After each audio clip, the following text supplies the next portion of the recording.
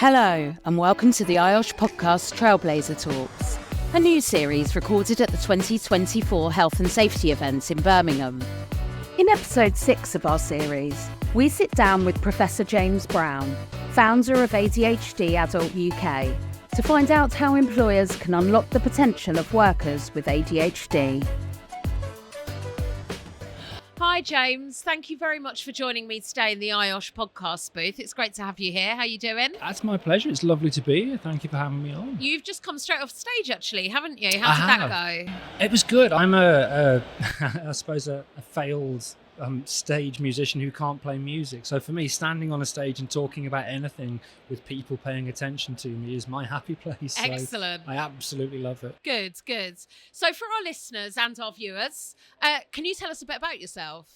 Yeah, so my name's James. I am a recovering academic. So for 20 years, I worked in university as a researcher, and about 10 years ago, one of my closest friends phoned me up and said he'd just been diagnosed with ADHD, and he said, "You're way more ADHD than I am." And we laughed. Wow. And I did all the online tests and then stopped laughing and realised that, this may be a thing. So I did nothing with that information until the second lockdown of the pandemic, and everything just got a bit compressed. It was a struggle for everybody. And that's when I got diagnosed, and that changed everything. I left academia to work just in the field of ADHD and trying to support people and organisations to make it a more kind of conducive world to letting us thrive. So was it a shock to you when your friend called you and said this, or did you always know? A massive shock. So it's embarrassing, really. I was a lecturer that taught neurophysiology. So I taught students who were studying biomedical science about the brain. And I didn't know adults could have ADHD. That was my first response. Well, adults have ADHD. And then did some reading and immediately found out, well, yeah, absolutely. It's not something you grow out of. So at the time, I was just surprised. Now, when you look at the statistics, up to 5% of all adults have ADHD. Yeah. It's millions of people who've got no idea that adults can even have ADHD. No, and so many of them are undiagnosed. So what is ADHD? So there's two answers to this. The short one is probably not what you think it is, and the longer one is it's a lifelong neurodevelopmental disorder. What that means is that even in evolutionary terms, humans have put a lot of energy into developing our brain. It takes about 20 to 25 years for our brain to fully develop. Now, if that process of brain development goes just a little bit differently, what happens is that your behaviours and your traits and your abilities and your strengths and your impairments are different from the average person. So people with ADHD, first of all, have often got a genetic element to their ADHD. So either the parent has it or grandparent has it. And then an early life environmental trigger, it could be exposure to smoking as a very, very young child, or a trauma like a head injury, that combines with genetics to cause that brain to develop differently. And then that manifests itself in two main ways, and that's issues with attention. So allocating your attention to tasks you want to, or switching your attention from one task to another. And in some people, being hyperactive or impulsive. So saying things or making decisions that you may not have taken the time to consider, or having to move or fidget. Really interesting. So what are the causes? I know you said that sometimes it can be hereditary or there can be a trauma. What are the general causes and the diagnosis path and treatment? Yeah, so it is largely genetic. It's about 70 to 80% genetic in terms of the risk of getting ADHD. And if you have ADHD, then your first degree relatives are between 5 and 7 times more likely to also have ADHD than a member of the general public. So it's kind of very genetic. But it's not solely genetic. There's no ADHD gene. So what normally happens is you have to have probably dozens of mutations in your genetics, which build if you like, the wood and the kerosene of a bonfire that is ADHD. And then that environmental trigger, which could be, there's evidence that it could be exposure to air pollutants, to chemicals, to, like I say, smoking maternally or side stream smoke, head injuries, infections. A very early life environmental trigger is the match that then lights that bonfire of the genetic risk and causes the brain to start developing just a little bit differently than the typical brain does. So we were talking about the amount of people that are undiagnosed. What is the path to diagnosis at the moment? I mean, it's ridiculous, Yeah. frankly. Currently, if you live in England and Wales, situation's slightly different in Scotland and Northern Ireland. In most areas, the waiting time for an assessment is somewhere between 2 and 7 years. So that means that you could realise you have ADHD, go to the GP, ask to be referred, and then you might wait 7 years to get an assessment. Now, when you consider the fact that people with ADHD are 5 times more likely to attempt suicide and more likely to have significant mental health issues, requiring you to wait 7 years to get help. I didn't know it was that high. It's abhorrent. And it's because the NHS has never been set up for adult ADHD. In fact, you could only be diagnosed in 2008 by the NHS. Before that, only children could be diagnosed. So there's never been sufficient support for assessing ADHD. Now, after the pandemic, when people's symptoms generally got worse, and at the same time we saw the rise of TikTok, and ADHD is the 7th highest trending hashtag on TikTok. And it's a platform that's invented for ADHD, 30-second videos, and it's perfect. And equally, some people with celebrities started disclosing they had ADHD. Those 3 factors all of a sudden allowed people to think, oh, hang on a minute, that makes sense to me. And when you actually learn what ADHD is, you can just see it in yourself if you're undiagnosed. You can spot those traits because it's more than just attention and hyperactivity. It's issues with emotions, issues with rejection, issues with being blind to the passage of time, so often being late or early. And when you learn all these things, it's like it's the heaviest penny that ever drops. And you suddenly realise, oh, that's a thing. So you've got this army of people who all of a sudden have realised I might have ADHD and have gone to the NHS, which has never been set up to adequately assess ADHD, and it's struggling. I've got massive personal interest in this, so if I go off the questions a little bit, forgive me. So being an academic in the area, you admitted yourself, you diagnosed yourself by using one of these online tests. Would you recommend that? It's always the first step. Okay. So it's actually really quick now. So the online test is called the ASRS, or the Adult ADHD Self-Report Scale. And there's 2 versions. The short version is just 6 questions. And that online test is 90% accurate in predicting if you have the symptoms of ADHD. So it's just 6 questions about how often you do something. So, for example, make careless mistakes or lack attention to detail. And it goes from never through rarely to sometimes, too often to very often. Now, if in those 6 questions you're putting often or very often for all 6, it's very likely you have ADHD. The other criteria, which when it starts to get a little bit more technical, is you have to have had the symptoms as a child. The symptoms have to be having a moderate impact on at least 2 areas of your life, so work, relationships, sleep, finances. And the symptoms have to be severe, so you have to have enough of them. Now, there are 9 symptoms of inattentiveness, 9 of hyperactivity and impulsivity, and as an adult, you have to have 5 out of those 9, and they have to be severe. So there's lots of kind of hoops you have to jump through and barriers you have to jump over to get from, I've done a test online and I think I've got ADHD, to actually getting the diagnosis that allows you to get the support you really deserve. Because before you answered that question, I was going to say, some of these traits, isn't it just being human? It is. And this is really important. Now, for 2 reasons. One of the most difficult things to hear as a person with ADHD is, yeah, but we're all a bit ADHD, aren't we? Yeah. And everybody... Well, we're all on the spectrum. Exactly. I hear that all the time. Exactly. Everybody says that to us. Now, I like to think, I like to use positive intent and assume it's coming from a place of empathy. But it's kind of not true, but at the same time it is. Now, the traits of ADHD exist throughout all of society. Everybody makes careless mistakes at times. Everybody makes an impulsive decision at times. Everybody will be forgetful at times. Now, in order to keep... And those traits are actually beneficial for society. If you go back to when we were hunter-gatherers, if you were impulsive and you were out foraging for food and you found a new red berry and, you know, the person was with you said, well, I'm not going to eat that. And you went, I will. And it didn't kill you. You found a new food. If you were in your clan or your tribe or your group and there was some kind of gathering and you were inattentive and you looked over to the side and went, is that a bear? you would have noticed the That's threat. the benefits. And that would have benefited the group. So the traits of ADHD benefit society.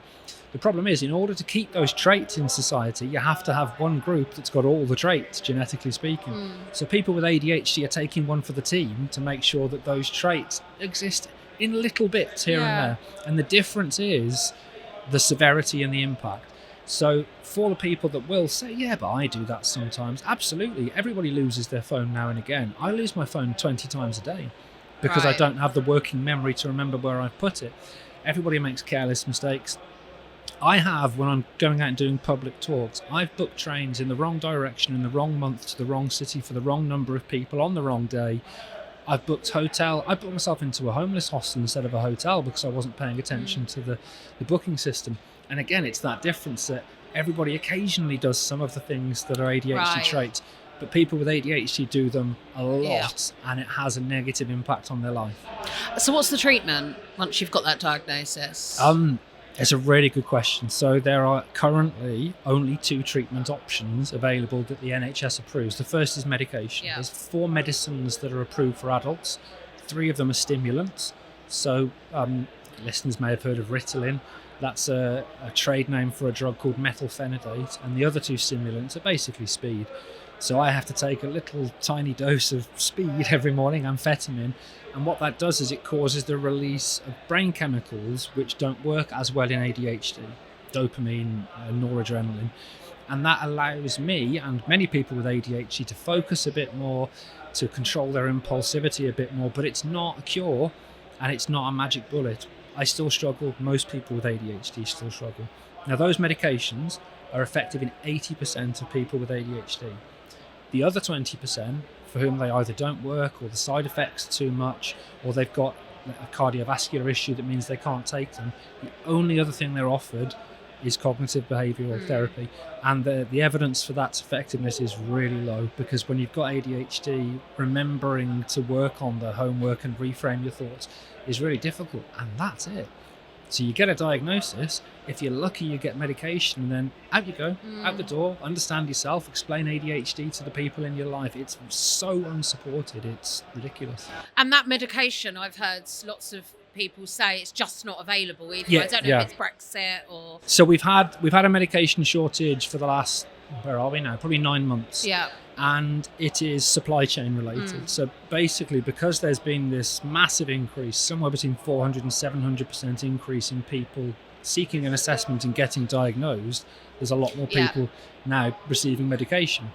At first, it was thought that it could be a Brexit issue, but when you look at the fact that this is now in other countries, including the European Union, it's a supply chain issue. The pharmaceutical companies have not upscaled their production, and therefore every ADHD medication at various doses has been unavailable at some point in the last 9 months. And I don't want to use this word, but I think you'll get what I'm coming from. It's almost like it's become trendy, isn't it? It's sort of like you were saying about TikTok and things like that. Not that it's become trendy where people want it. It's more people are more aware of it, which can only be a good thing, right? It is. There are downsides to that, because whenever particularly people with celebrity disclose their ADHD, what you always get is journalists, often in the right-wing press, writing op-ed pieces saying, well, everybody's got ADHD now, it's easy to get a diagnosis. And that helps drive the misunderstanding and the myth and the stigma around ADHD. I did an interview, for example, with Times Radio, and I was asked whether ADHD is real or whether we're just pathologizing a lack of resilience in people, which is so diminishing. But because we've gone from nobody knows it exists to all of a sudden it's in the newspaper. I can't say who. I edit scripts for the BBC for a very popular long-running programme they have where 2 characters are going to have ADHD. So you've got it on television, you've got it in the news. That's really good. And what this means is people are more aware of it. So the fact it does appear to be trendy, because we've gone from no knowledge at all to it's everywhere and everyone's talking about it. So that's good and it's bad. It's good because the talking about it means, organisations like IOSH are having me and probably people better than me to talk about it. Because it's on the political agenda. Now we've got politicians who are fighting for change, But there are negatives as well, and that is that it does mean that some people who have a bias against it see it as, well, it's just trendy, people are looking for a label, people are looking for an excuse, exactly, bad behaviour and things like that, especially with kids. Yeah, it is. So when you were saying about that treatment with the stimulant, I just want to pick you up on that. Yeah. Isn't ADHD, or certainly the perception of it, is hyperactivity? It's part of the acronym, isn't it? Yeah. So why a stimulant? It's a really good question. So first of all, ADHD, attention deficit hyperactivity disorder, terrible name because it doesn't actually convey what ADHD is.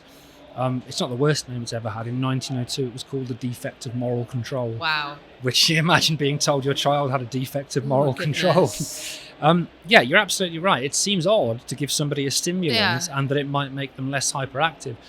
It's because of something called paradoxical calming. So what that means is the lack of those brain chemicals, those neurotransmitters such as dopamine, means that the brain has altered activity. Because the stimulants cause an increase in those neurotransmitters, it actually quietens everything down in your head, allows you to focus more, gives more motivation, increases mood, and therefore the best way I've heard it described is it just makes you a bit more functional. Okay, that makes sense. Okay, so we were talking earlier about 1.5 million adults in the UK are likely to have ADHD, but 90% of them, around that figure, remain undiagnosed. Do you know what's being done to tackle this? So there was a recent announcement from NHS England that they're setting up a task force, and that task force has a remit that includes looking at waiting times for assessment. We know that in Parliament there was a debate back in, I think it may have been November, about the issues around ADHD assessment, and actually that was a very well attended and robust debate. We know that Matt Hancock is trying to drive a bill through Parliament that will support neurodivergent individuals. Other than that, the only things that are happening are actually negative things. So we know that, for example, there's a shortcut to getting an assessment, and it's called right to choose. So you have the right, if you're registered at a GP practice in England, to ask to be referred to any qualified provider. So if there's a private clinic that has an NHS contract, you can say, refer me to that clinic. And that means in some cases it's a waiting time of 6 months or 12 months. Do you have to pay for that though? No, it's NHS. Okay. It's like if you're having a knee replacement, you can say, I want to go to the Royal Orthopaedic and not the QE. You have that right. It's enshrined in the NHS Constitution. Wow. But A, GPs tend to get a bit confused and say, well, no, I'll just refer you to the local service.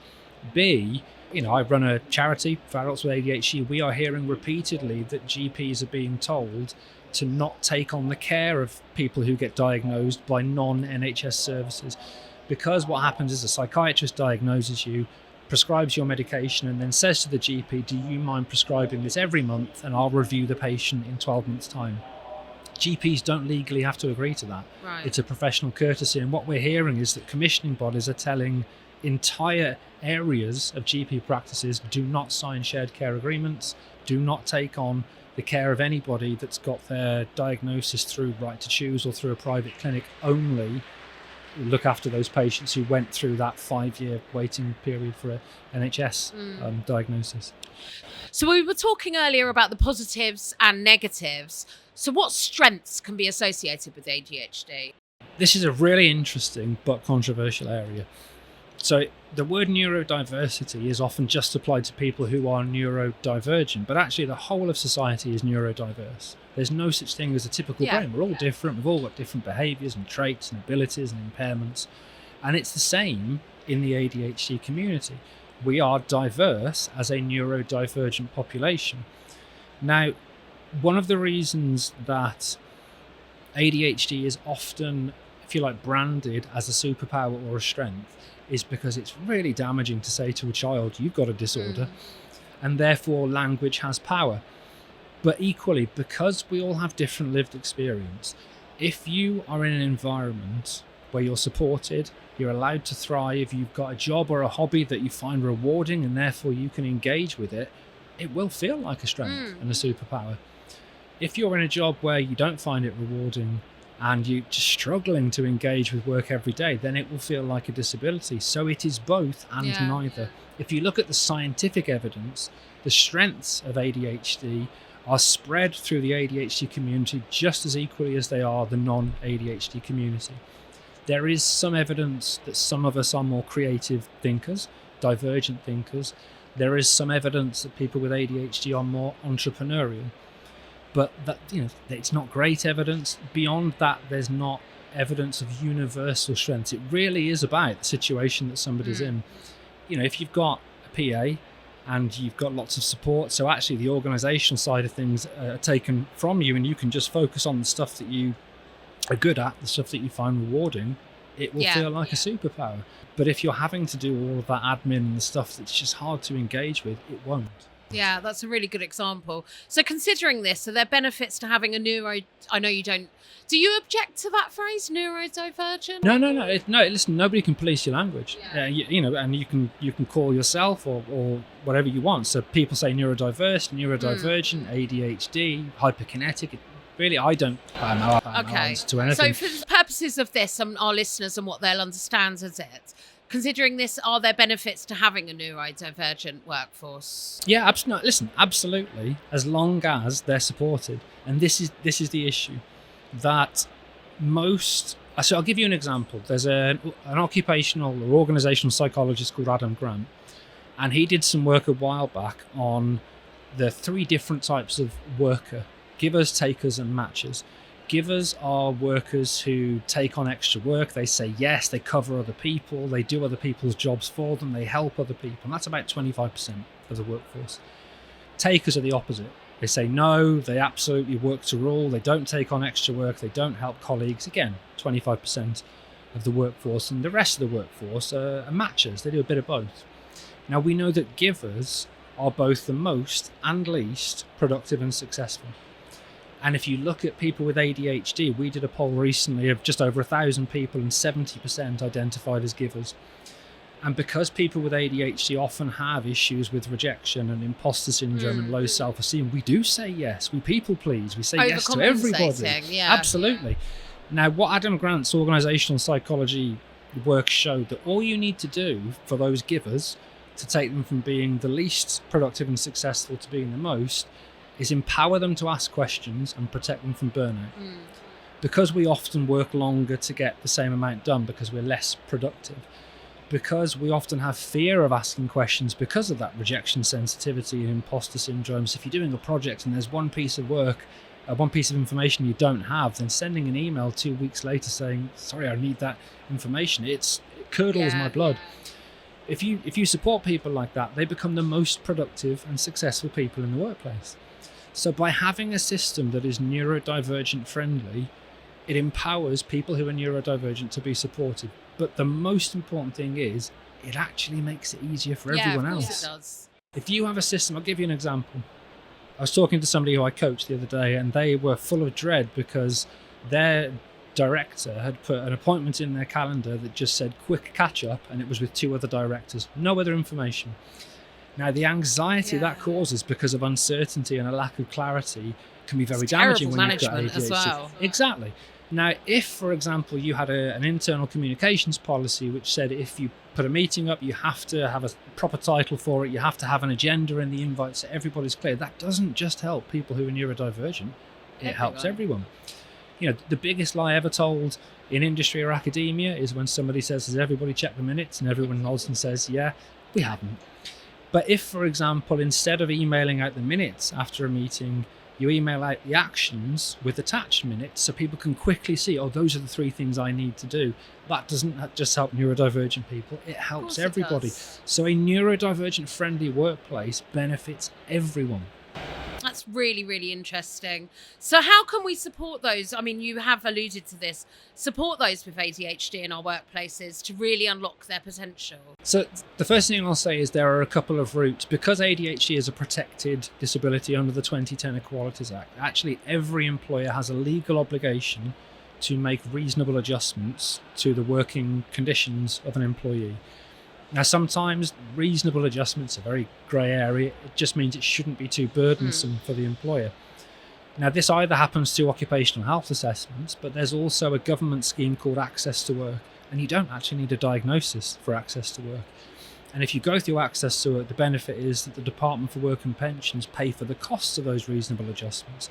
So the first thing that employers can do is to have an effective process for either occupational health assessments or access to work. And that means you support the member of staff after they've got their report, you agree to as many of the reasonable adjustments as possible. Beyond that, look at the structure of the organisation. Do you have a neurodiversity support group where people can share their problems and their worries and their successes? Do you have a neurodiversity policy? Do your other policies, such as recruitment, annual review, grievance, dismissal, do they mention neurodiversity?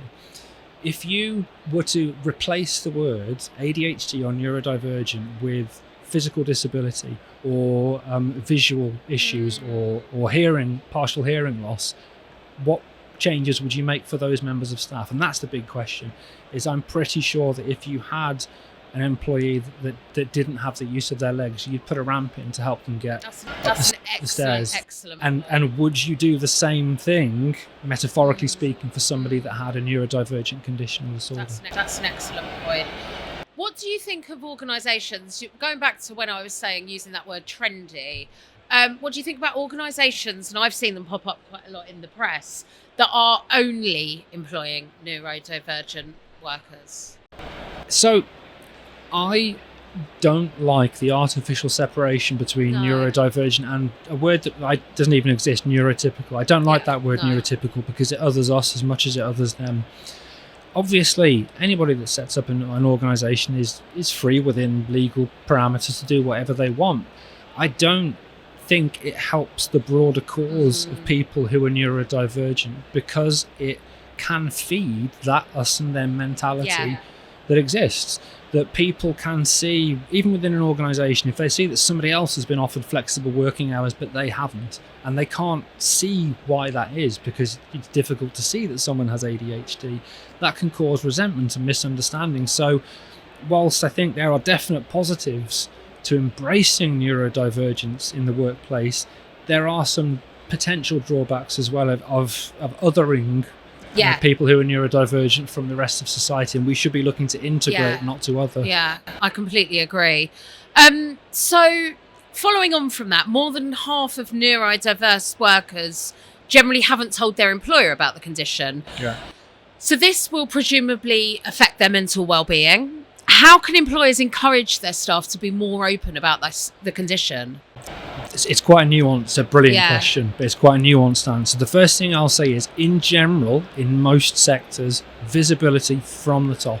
So C-suite, directors, whoever it is, visibly coming out and saying, we support you if you are neurodivergent. If you... Or I am neurodivergent. Yeah, if they are, exactly. And that really helps. If you have that visibility from the top, then the various management layers beneath that will respond to it. If you try and build it from the bottom up, then it's hard to get that buy-in. So that's the first thing, is to have visible buy-in from the very top of an organisation that states we are going to support people with neurodivergence, or as you've said, if senior people are neurodivergent, sharing that experience. The problem in some sectors is that the fear of disclosing will have a negative impact on your career. So lots of people don't disclose because they think, well, I'm going for promotion in a year's time, and they might think, well, they've got ADHD, maybe they won't be very good at that job. They're going to be a liability or something like that. In some sectors, particularly healthcare, for example, lots of people don't disclose because if you disclose you've got ADHD, you would immediately have to go in front of a fitness to practice board and prove, even though you've been practicing safely for 15 years, that you can practice safely now you've been diagnosed. And one very extreme and upsetting example, which I gave when I was on stage, we got contacted as a charity about 9 months ago by a commercial pilot, helicopter pilot, who'd been a pilot for 20 years, never had an accident or an incident, perfect safety record, realised they had ADHD, got a diagnosis, told their employer, instantly had their licence taken off them because you cannot be a commercial pilot and have ADHD. Now that's somebody who had flown safely for 20 years and in theory would now be even safer because they were medicated, but they were instantly told, sorry, you can no longer do this job. So in some careers, the fear of disclosing is because there's a very real chance you will no longer have that career. Yeah. Is that just an outdated policy, or? It is. Yeah. I mean, it's the same as often when people get diagnosed, you get told incorrectly, you'll have to tell the DVLA, which you don't. Right. But you only have to tell the DVLA if your ADHD or medication impairs your ability to drive. Yeah. Now, whilst there is evidence, for example, that people with ADHD are more likely to have accidents in cars, for example, that doesn't mean we're all bad drivers. Many of us are so risk averse that we drive well within the speed limit, that we make sure that the radio's off because we're hyper vigilant. So there are lots of different areas within society, governmental areas, policy areas, different sectors of employment, where the view of ADHD is 20 years out of date. When I disclosed my ADHD at the university I worked at, HR gave me a PDF, and it was just full of myths and made up stuff. ADHD, your employee will be able to hyper-focus and work long hours. Your employee will think creatively and be able to come up with new ideas. Your employee will X, Y, Z. And none of these things are true for everybody. Yeah. And that's the thing, because we are diverse as a divergent population, it has to be a bit more personalised. You have to look at the individual and not the diagnosis. You can't stereotype. No, absolutely. And put this group in a box, like you said about othering. I really like that example. So, have you seen this for yourself in businesses where people aren't? Before that, actually, are those diagnosed with ADHD legally obligated? Are they legally bound to tell their employer? It depends again on the employment. If it is, like I said, the example of the commercial pilot, something where they have to disclose it because if there was an accident and then hadn't disclosed it, then they would be legally it's about the responsible medication for that. And using machinery, for example. Yeah, but it is. But in some cases, it's just having ADHD. So if you've got ADHD, you can't have this job or that job. The issues around the support for ADHD and disclosure are quite complex, because there are emotional issues, personal issues, pragmatic issues, and again, most employers are so far behind the curve on this. And listen, I will give credit to many employers because they are starting to learn and engage and develop, but they're still so far behind the curve that trying to look at policies when it comes to disclosure and trying to assess whether or not, well, actually, if this person's diagnosed and medicated and therefore they can focus better, surely they'll be better at their job. We need to have that root and branch reappraisal of how we view neurodivergence in the workplace.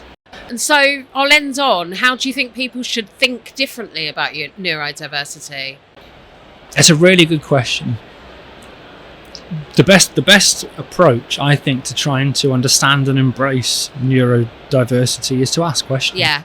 And with an open mind, ask questions. And to understand that those myths that are persistent, like, for example, ADHD's naughty boys running around at school, hanging on their chairs. Yeah, women can't have ADHD. You can't have ADHD if you're successful. It's new. It's easy to get a diagnosis. Just try and push those myths to one side and listen to somebody who has ADHD about how it affects them. Positive or negative, strength or disability, superpower or impairment. Listen to that lived experience. And if you understand ADHD better, then you will be able to support colleagues, loved ones, family, friends better. Well, we've certainly enjoyed listening to you. Thank you so much for joining me in the booth today, James. It's been fascinating. My pleasure. Thank you. Thanks for listening. Join us next week for more Trailblazer talks from the IOSH podcasts.